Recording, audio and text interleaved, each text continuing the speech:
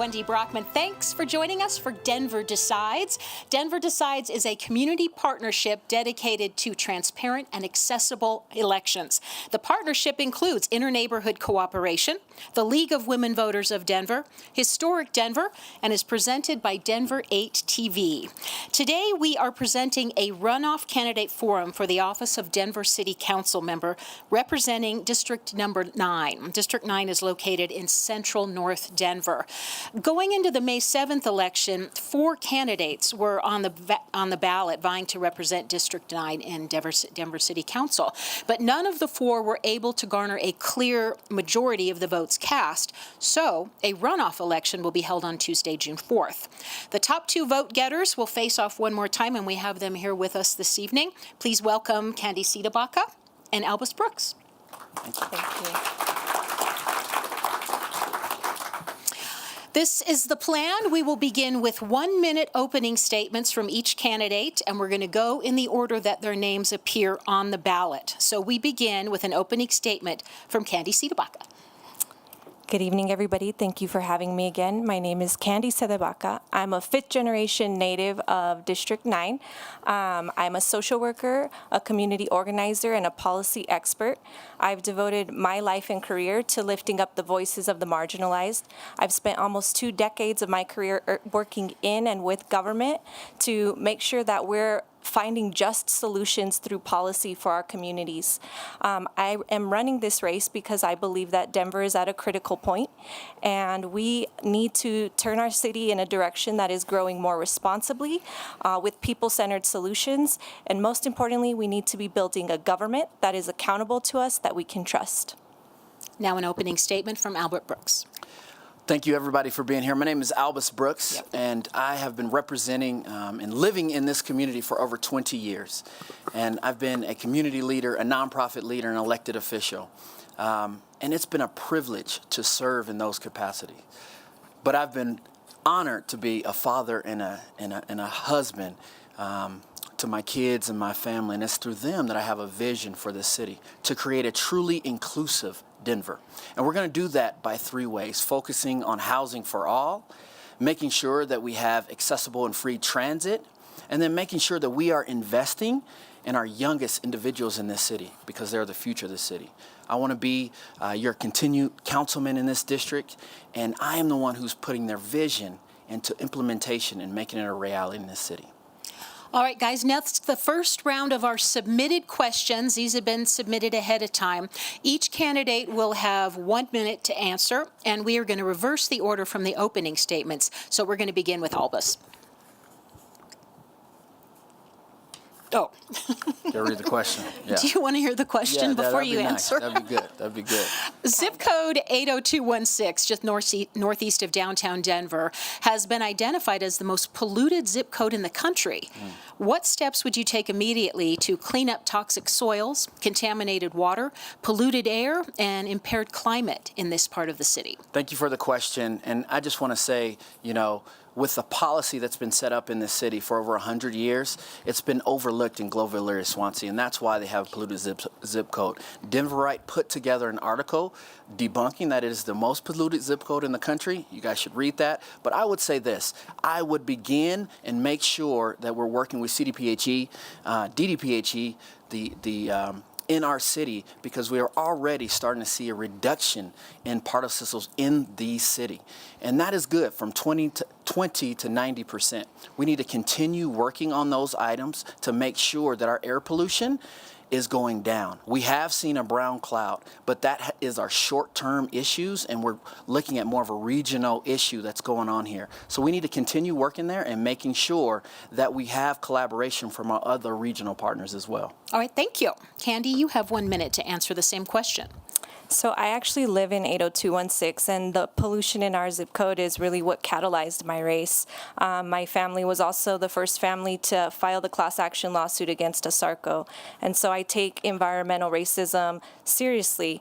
I think we need to immediately stop the delisting of the Superfund site. That is a major attempt right now at the state level and the federal level. We need to take some leadership at the local level to stop that. We need to demand that all the parcels are cleaned up according to new land use. As far as air pollution is concerned, we're tripling the problem by tripling the footprint of I-70 right now. And so I think the city and the state need to work together to immediately course correct and make sure that we follow an alternative solution so that we're not tripling the amount of small particles that are polluting our air in 80216. Thank you, Candy. You'll be first to answer this next question. What new policies or incentives would you propose to encourage reuse structures over demolition in District 9? So our city is one of the more challenging cities to do preservation in or landmark status because it has to be owner-initiated or community-initiated. And so I think we need to make the process easier. We need to lower the threshold for preservation and create a fund so that people who want to do preservation can do so more easily. I also think that we should be partnering with institutions that study historic structures so that we have an inventory of what we need to be protecting, and within the city, when it comes to demolition or permitting any kind of construction, I think we need to have a flag on any permits that are on a structure that are older than 50 years, no matter where it's at, no matter what it looks like, so that we can work with that partner institution to make sure that it's not a structure that we should be preserving. Alba, same question. Yeah, I think we have a great example in Denver. I think we have Union Station. We have the Curtis Park neighborhood. I think we have 5 Points on Welton, all landmark districts and all reusing existing structures. Now what we need to do is incentivize them with affordable housing opportunities, with low-income, market rate stores and storefronts and things like that. That's what we need to be doing. We have great examples all over our city, but now I do agree with Candy Sidibaka that there needs to be an incentive fund, and that is what we've seen the historic community start talking about. But we need to start making sure that we're using some of our state historic tax credits as well for some of these projects, which we have been doing in the district. Next question for our candidates. Alba, you'll answer first on this one. How would you respond to the following statement? Rezoning in Denver has become nothing more than a pass to circumvent the city's zoning code. You know, and I'll respond with a factual statement. If you actually look at the number of rezonings that go through the city of Denver, there's a small percentage that actually make it to city council. There's a rigorous process that the community planning and development actually goes through. I know this because I have sponsored rezonings and I've seen this analytical process in that. And so I love that it goes through a community planning and development for review. Then it goes to planning board, which is community citizens serving on that. Then it comes to city council for a review and then a public hearing. And so I think we have the right process in place. All right, thank you. Candy, you have 1 minute. I think that it's absolutely an accurate statement. We've watched a lot of the rezonings in our community be essentially giveaways for developers, including in my neighborhood right now, where there's a rezoning happening for 2 blocks to add 700 units to an area without a general development plan. I think that the planning board process, planning board, city council, public hearing process is not sufficient. I think that we need to flip the dynamic of who is authorizing what we want in our neighborhoods, and residents should have authority over what is happening in our community. As residents, we have to get 100% block ownership for anything from a street light to another dumpster. And so in order for a developer to come into our neighborhood, they should have that same threshold or burden to show and prove that these are desired rezonings and not just a public hearing. All right, thank you, Candy. This brings us to the final round of our submitted questions for Council District 9 candidates, and we will begin this time with Candy. This comes from viewers who watched the first forum for the race, and they ask, quote, seriously, why should I vote for you versus the other candidate here at this event? So I think that there's a simple answer to that. The difference between my opponent and I is that I prioritize people, he prioritizes profit. And so Denver is at a position where we need to absolutely start prioritizing our people and our planet and moving in a different direction. We've had a lot of unmanaged growth that has not necessarily served all communities in the city. And so we need to take a stand and really direct what's happening with our city and make sure that we're at the forefront and we're not just trying to create a tourist attraction while putting our residents on the back burner. Albus? Yeah, I would say that I'm the leader to move Denver forward. Anything that I've heard from the community, the vision that I've gotten from the community to implement, it's all been implemented in the city, from the most affordable housing units, from homeless housing to workforce housing units in District 9 compared to the rest of the city. I think if you look at my opponent, she opposes progress, and that's showed through by all of the GO bond projects, the Swansea pool, a bridge to connect Elyria students to Swansea. These are projects fought for the community, and she was against them. And so I'm going to continue to move Denver forward. I'm going to bring sides together. I'm going to meet with everyone. I'm going to be in the community and represent like I've been doing my whole time in office. All right, the next few rounds are going to be the candidates' turn to ask each other questions, and you'll each have 60 seconds to respond to that question. So, Candy, you're up first to ask a question for Albus. So you made an excuse a couple of days ago at a forum that we were at about why we're in a runoff. You attributed being in a runoff to targeting only 10,000 people based on the 7,000 who turned out in 2015. Having outraised us 3-1 and outspent us 3-1 per vote, and having run on a platform about inclusive Denver, why would you spend $37 per vote banking on only 18% turnout when you had more than enough resources to expand the electorate and invite the voices of the many rather than the few? You have 1 minute to respond. Thank you for the question, Candy. And first, I would say that I'm glad that my opponents have endorsed me in this race to show that both opponents that were in this race endorsed me to show that we are an inclusive Denver. The first thing I'd say is I'm running not only against Candy, but other dark money and other campaigns that are in this race, from Colorado People's Alliance to CIRC to all of these other organizations that are working. So we have to raise a lot of money, and we have to go after and educate voters and let them know the facts of the matter, what we've been up to, what an inclusive Denver looks like, how do we build affordable housing, want to make sure that we have an equitable transit system, how do we invest in young people for the future, and that takes a lot of money. And that's the case that we're in right now. And I'm against dark money, and I hope that you would be against it as well. You may ask a question now. So, Candy, 82% of this city was against 300. You were a strong proponent for 300, but you didn't offer any solutions to make sure that our unhoused people get housed. And so how do you explain that? So 82%, yes, were against 300. And what I've consistently tried to convey is that I stand for the voices of the minority every single time. And while that was a citizen-led initiative, I was consistently providing a full menu of solutions to our housing problem. I can list them off right now. I think that we need to divert where we're spending our resources on housing. I think the city needs to take responsibility for a 24-hour shelter where we could be more effectively deploying our resources. I think that the city should absolutely stop trying to rob people of their civil rights by criminalizing homelessness. It's no different than the post-Civil War vagrancy laws. And those we know were not effective and were racist at their core.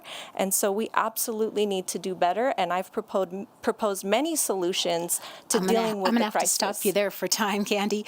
We're going to continue with our one-on-one questions for Council District 9. Albus, you may ask a question. Great. I just asked one, but I can ask another. Okay. You get another. So, in this race, we have a mayoral race as well.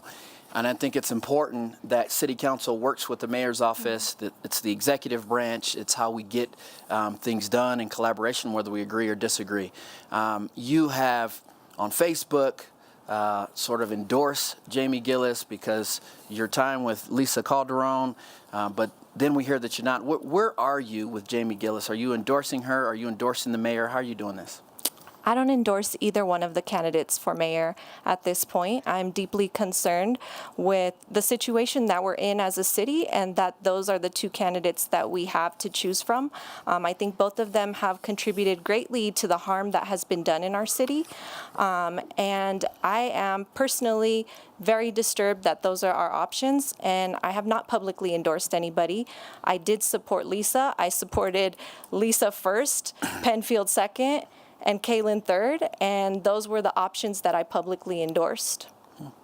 You may now ask a question. So Denver Post asked you in an article what problems city leaders have failed to tackle adequately during our long economic boom. You stated that as a city leader, you've responded appropriately. What about the following things that have happened on your watch is inclusive? We've been recognized as the #1 city to displace Latinos. We did not make the top 500 healthiest cities in our nation. Neighborhoods in our district have had up to 11% losses in Black home ownership. The number of Black children in poverty has increased. The arrest rate of Black people is 3 times higher. Marijuana arrests for Black people is almost 7% higher. 27 allegations of police brutality against Black people since 2016, and not a single conviction. 51% of renters are cost burdened, 65% of those are Black. I'm going to ask you to get to that question. The question is embedded in there. What about the following things that have happened on your watch is inclusive? So I want to make sure, I wish we had 10 minutes to actually go through each one of those, because you've listed the healthy cities. That's actually false. We are listed, first of all, there are many categories of healthy cities, and Denver is listed top 15 in most of them. So I don't know what you're talking about there, but I will tell you something that I'm proud of. And we were the first city, and I led this ordinance to decriminalize marijuana for 18 to 21-year-olds, and that is saving 2,500 young folks from incarceration. Right now, we are seeing an increase in African-American ownership and businesses on Welton, and I'm super proud of that. In the age of gentrification right now, to see Black ownership, to see entrepreneurial ownership and women-owned businesses on Welton and grow is incredible. That's how we won. Candy, do you have another question? So tell me about this Black ownership on Welton. Yes, there was a time when Welton was 100% Black owned. You've mentioned stats of 60% Black ownership. Yeah. We know that 60% did not start off as 60%. It was much higher when you entered office.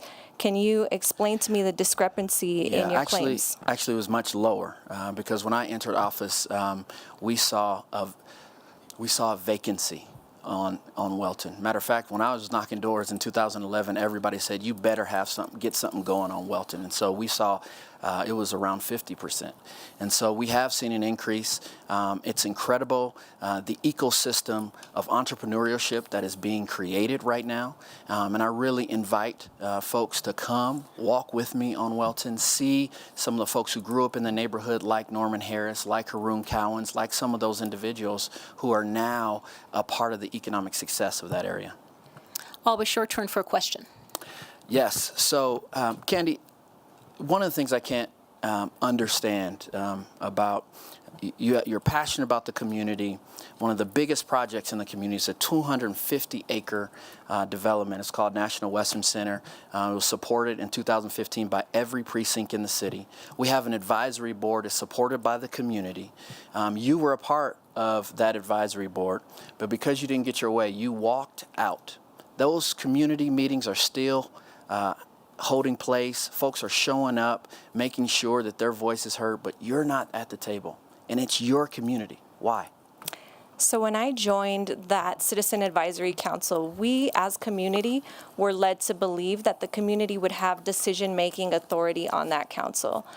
When we asked multiple times what community would actually have a chance to have a decision on, we were told that it was only an advisory council and no decisions were to be made by community.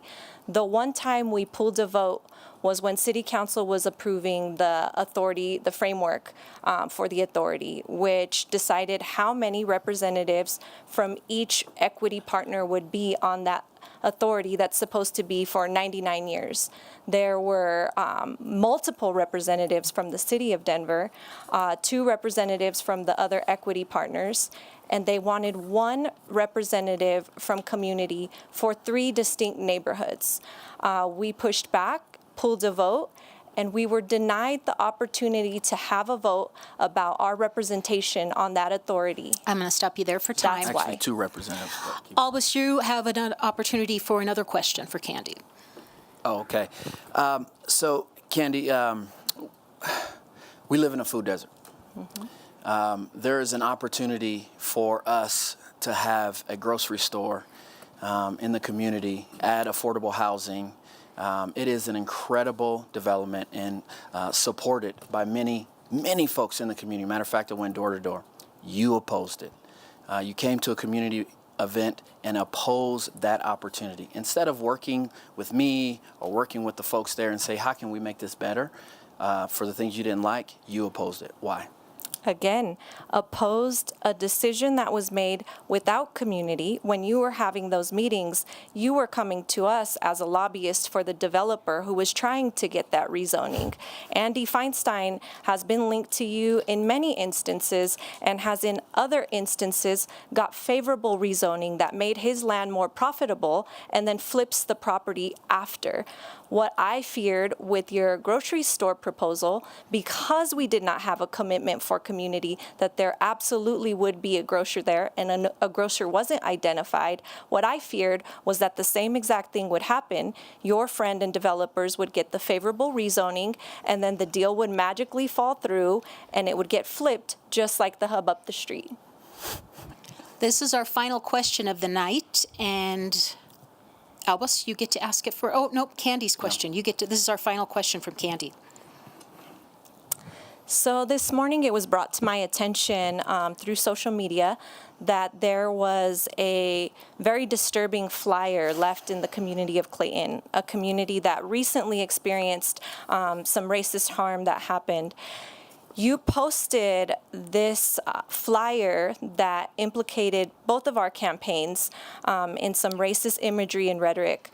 You posted it on your Facebook mentioning how deeply disturbed you were by it, yet you never called and reached out so that we could stand in solidarity against racism together in our community. Can you explain to me why your first instinct was to post it publicly when you were so disturbed without first going to the other person who was insinuated or implicated in the flyer? Yeah, well, as a black man and a black elected official in this city, this has happened to me many times. And for you, Candy, not to contact me and say, hey, this is ridiculous, this is not us, is ridiculous. And so we wanted to put that out. We were not insinuating you. I've been very clear. We don't know who it is. This is bigger than a campaign. This is about issues in our society that are going on, and it's happening every month in our community. And it's absolutely ridiculous. In that inclusive community that you've led. You should have reached out. It's absolutely ridiculous. I should have reached out. Okay, that concludes our question and answer period. Now we're going to go to closing statements. Each candidate is going to have 90 seconds, and I'm going to ask you to hold your applause until both candidates have finished their closing statements. We're going to go in reverse order. So opening statements means we will begin with Albus Brooks. Yeah. Thank you all for being here tonight. I appreciate you being engaged in the local process. I think a lot of folks right now are focusing on the federal process, but in the city, we make decisions on Monday that affect your lives on Tuesday. So we appreciate you being here. I think in the general election, you had options. Tonight, you have a choice. And I think the choice is clear. I think you have an individual, my opponent, who opposes many opportunities in this city, and one who, as I will do, bring these opportunities and catalyze it for the residents of District 9, just like we've been doing for years. You know, the fact that 70% of you and the general obligation bond in 2017 supported all of these projects in the city, from bridges to swimming pools to park improvements. And we have my opponent here who opposed them. Shows you, and it's indicative of the type of leadership she will lead if elected. If elected, you know what I'll do. I will work with the community. I would bring all of these issues together for you. Choose Albus Brooks for District 9. I would love to have your vote. Candy, your closing statement. Blank checks for developers and unbridled growth doesn't serve our city. Growth for the sake of growth is harmful in many ways, and we've watched 55% of our district show up, double the numbers of turnout, and still vote against the incumbent. Our district wants a change. Our district is the district that has the most public investment and private investment and the most challenges, and sets the tone for the other districts in our city. We need to have some leadership that is responsible enough to put the needs of our residents and the future of our city first, because just because we're turning our city into a tourist attraction doesn't mean that we're building the things we need to be a sustainable city, to be a city where our families can raise generations in the future to come. I am running because you all have asked for a change, and I want to be that. I have dedicated my life to this community. My track record is proven. I will always stand with people, and I would like to do that for you on City Council. All right, that wraps our forum for the candidates. Let's give them an applause. Thank you, guys. Also, thanks to the Denver Decides partners, which include Interneighborhood Cooperation, the League of Women Voters of Denver, and Historic Denver. And Denver Decides is presented by Denver 8 TV. We also want to extend our thanks to the staff and management at the Denver Art Museum and Christy Bassiner, the Director of Communications and Public Affairs, for providing us this great space. Thank you, guys. And to our moderator, thank you. Oh, thank you. Well, we hope we've given you a fair look at each candidate vying to represent District 9 on Denver City Council. Be sure you have voted and returned your ballot by 7 p.m. on Tuesday, June 4th. For complete election information online, go to denverdecides.org. I'm Wendy Brockman. Thanks for joining us.